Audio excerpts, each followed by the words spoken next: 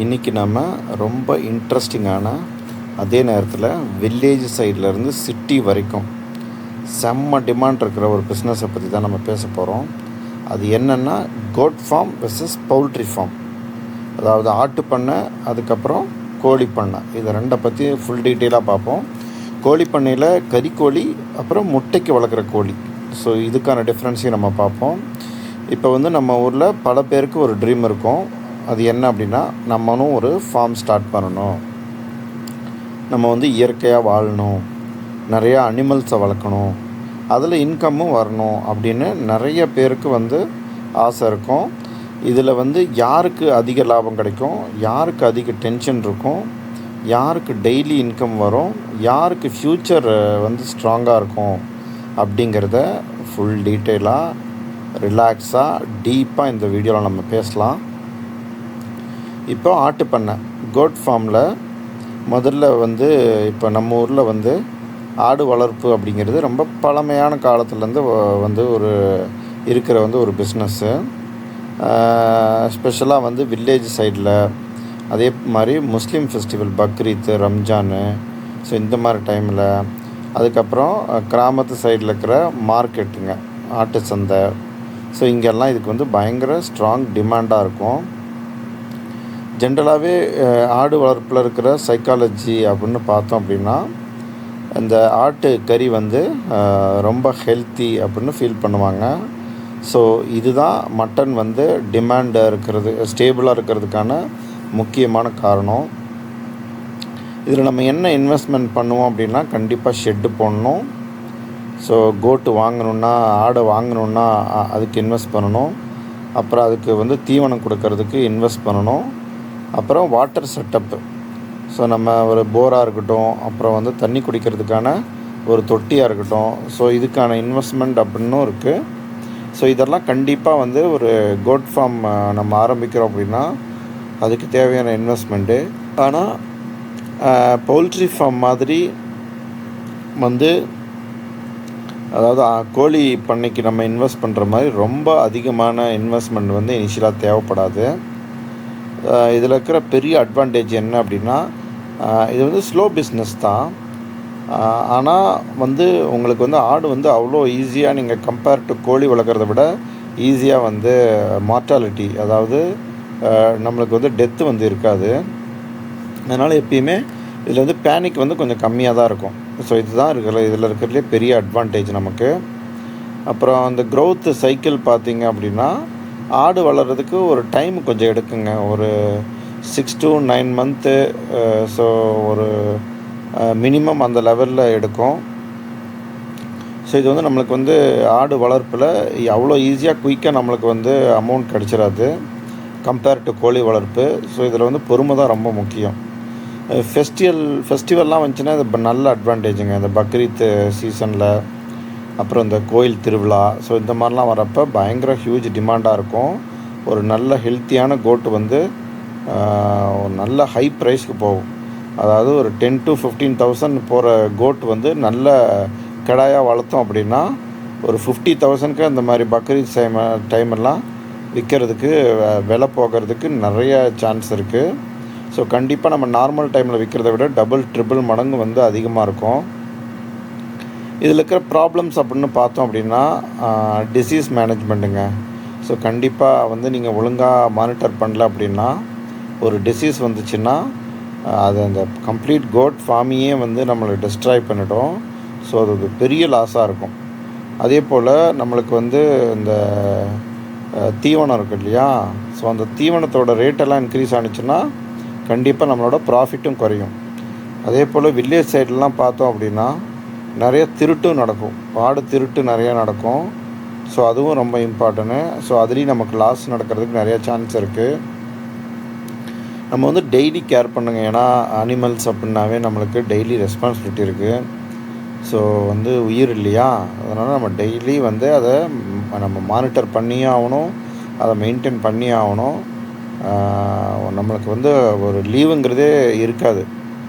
So இந்த மாதிரி பிஸ்னஸில் இதில் இருக்கிற பிக்கஸ்ட் சீக்ரெட் என்ன அப்படின்னு பார்த்தோம் அப்படின்னா, ஒரு நல்ல ஒரு ஆட்டு பண்ணை வச்சுருக்கிற ஃபார்மர் ப்ரீடிங் நாலேஜ் வந்து பயங்கர ஸ்ட்ராங்காக இருக்குங்க. அதாவது அப்போ தான் நம்ம ஆட்டை வந்து பெருக்க முடியும். ஸோ அதில் தான் நம்மளுக்கு ரியல் மணியும் இருக்குது. அப்படியே நம்ம வந்து ஒரு கோழி பண்ணைக்கு வந்தோம் அப்படின்னா, இது கண்டிப்பாக ஃபாஸ்ட் மூவிங் ஃபார்மிங் பிஸ்னஸ்ங்க. ஏன்னா குயிக்காக நம்மளுக்கு 40 to 45 டேஸில் நம்மளுக்கு கேஷ் கைக்கு வந்துடும். அதனால் மணி ரொட்டேஷன் வந்து பயங்கர ஸ்பீடாக இருக்கும். இதுதான் இதில் இருக்கிற பெரிய அட்வான்டேஜு. ஆட்டு பண்ண மாதிரி நம்மளுக்கு வந்து ஒரு 6 மந்த்து 9 மந்த்து அந்த மாதிரிலாம் தேவையில்லை. Just 1.5 month enough. அந்த கோழியை நம்ம சேல் பண்ணி அதுக்கான காசை நம்ம கையில் வாங்கிடலாம். ஸோ இதுதான் இதில் இருக்கிற பெரிய ப்ளஸ்ஸு. ஒரு போல்ட்ரி ஃபார்மில் கண்டிப்பாக 1000க்கும் மேலே இருக்கிற சிக்கன்ஸ் வந்து இமீடியட்டாக நம்மளால் சேல் பண்ண முடியும், பேட்ச் பை பேட்சாக. ஸோ அந்த மாதிரி சேல் பண்ணுறப்ப நம்மளுக்கு பல்காக வந்து பிஸ்னஸும் நடக்கும், கேஷ் ஃப்ளோவும் நடக்கும். ஸோ எவ்ரிடே வந்து சிக்கன் டிமாண்ட் இருக்குங்க. மட்டன் மாதிரி வந்து அக்கேஷ்னலாகவோ ஸோ அந்த மாதிரி இல்லை. இது வந்து டெய்லி ஃபுட்டு தாங்க. அதே போல் பவுல்ட்ரி டைப்லேயும் நம்மளுக்கு ப்ராய்லர் டைப்னு ஒன்று இருக்குது மீட் பர்பஸ்க்கு. அதாவது கறிக்கோழின்னு தனியாக இருக்குது.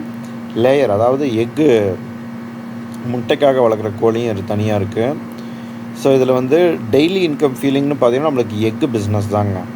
ஸோ அந்த டெய்லி கேஷ் ஃப்ளோ ஃபீல் வரும்போது ரொம்ப ஹாப்பியாக இருக்கும். அதனால் நிறைய பேர் வந்து இந்த முட்டை கோழி வளர்ப்பில் நிறைய பேர் இன்வால்வ் ஆகியிருக்காங்க. ஸோ பிக்கஸ்ட்டு ப்ராப்ளம் அப்படின்னு பார்த்தோன்னா கண்டிப்பாக இதுலேயும் டிசீஸ் தான்.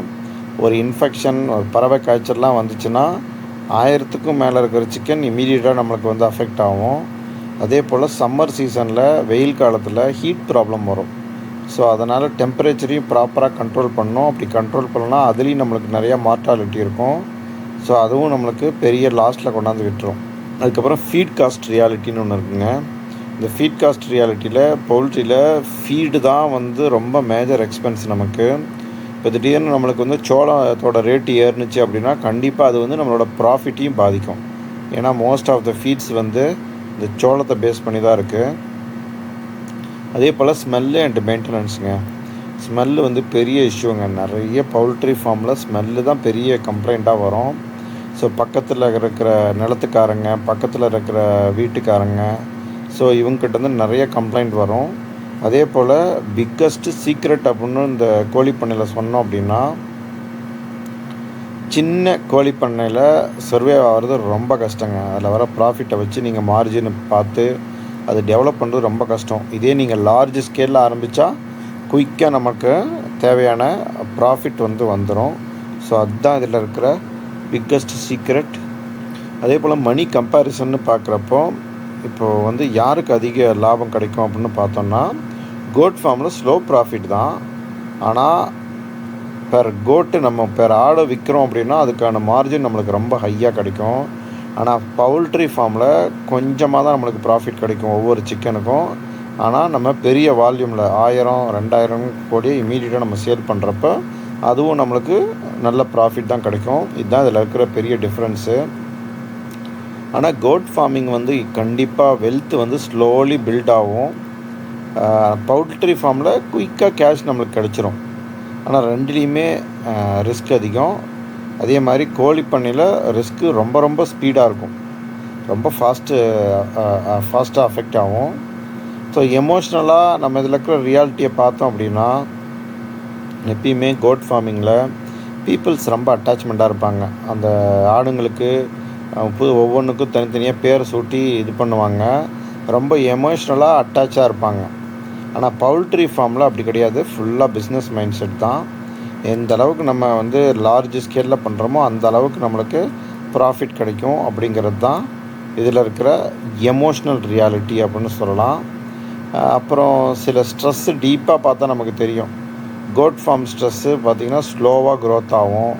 ஸோ நம்மளுக்கு வந்து ஒரு பொறுமை தேவைப்படும். அதில் டிசீஸ் மேனேஜ்மெண்ட்டை ப்ராப்பராக பண்ணோம். மார்க்கெட்டில் ஃப்ளக்சுவேஷன், அதாவது நீங்கள் திருவிழா டைம் இல்லாத இந்த ஒரு ஃபங்க்ஷன் இல்லாத டைமில் சேல் பண்ணால் கண்டிப்பாக நம்மளுக்கு அதோடய ப்ரைஸ் வந்து லோவாக தான் போகும்.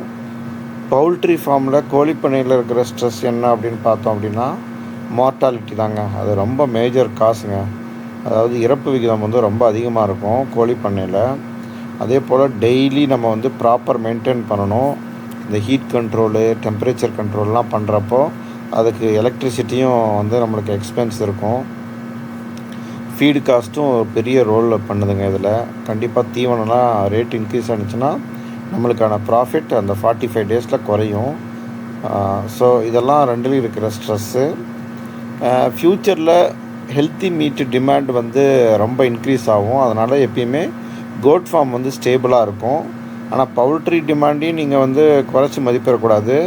ஏன்னா சீப்பான காசில் கிடைக்கிற ப்ரோட்டீன் அது. நீங்கள் வந்து சிக்கன் வந்து ஒரு 200க்கு வாங்கிடலாம் பெர் கேஜி. ஆனால் மட்டன் கண்டிப்பாக 600, 800, 1000 வரைக்கும் போகும். ஸோ சீப்பாக கிடைக்கிறது அப்படிங்கிறதுனால ஒரு ப்ரோட்டீன் சோர்ஸாக இருக்கிறதுனால இதுக்கும் மாஸ் மார்க்கெட் ஸ்ட்ராங் டிமாண்ட் இருக்குது. பிகினர்ஸாக நீங்கள் இருந்தீங்கன்னா கண்டிப்பாக நீங்கள் கோட் ஃபார்முக்கு போங்க. ஏன்னா அது வந்து மெயின்டெனன்ஸ் வந்து கம்மி, ஸ்லோவாக நீங்கள் லேர்னும் பண்ணிக்கலாம். பவுல்ட்ரி ஃபார்ம் நீங்கள் ஆரம்பிக்கிற மாதிரி இருந்தால் கண்டிப்பாக நிறைய டெக்னிக்கல் நாலேஜ் இனிஷியலாகவே வேணுங்க. ஏன்னா electricity maintenance, medicine maintenance, temperature control, feed conversion இதெல்லாம் வந்து ப்ராப்பராக அண்டர்ஸ்டாண்ட் பண்ணியிருக்கணும். ஸோ வந்து இப்போது ஒரு வில்லேஜில் லேண்ட் இருந்துச்சுன்னா நீங்கள் சின்னதாக கோட் ஃபார்ம் ஆரம்பிக்கலாம். பிஸ்னஸ் மைண்ட் செட்டில் இருந்தீங்கன்னா கண்டிப்பாக கோழி பண்ணைக்கு தான் நீங்கள் சூட்டபிளு. சரி, இப்போ வந்து நம்ம பெஸ்ட்டு கேஸ் என்ன பண்ணலாம் அப்படின்னா கண்டிப்பாக டைவர்சிஃபைட் பண்ணணும். அதாவது சின்னதாக ஒரு ஆட்டு பண்ணையும் கோழி பண்ணை ப்ளஸ் கறிக்கு வளர்க்குற கோழி ப்ளஸ் முட்டைக்கு வளர்க்குற கோழி இதெல்லாமே சேர்த்து ஒரு ஹைப்ரிட் மாடலில் பண்ணோம் அப்படின்னா அது நம்மளை வந்து ஒரு இது அஃபெக்ட் ஆனாலும் ஒரு இது நம்மளுக்கு காசு அந்த டைமில் தேவை கொடுக்கலான்னாலும் இன்னொரு இதிலேருந்து நம்ம ஈஸியாக எடுத்துக்கலாம். ஸோ எல்லா ஸ்டேஜுக்கும் நம்ம ஒரு 1 மந்தில் என்ன இன்கம் வருது, டெய்லி இன்கம் என்ன வர வைக்கிறது, எவ்ரி 6 months ஒன்ஸ் என்ன இன்கம் வர வைக்கலாங்கிறத நீங்கள் டைவர்சிஃபை பண்ணி யூஸ் பண்ணிக்கலாம்.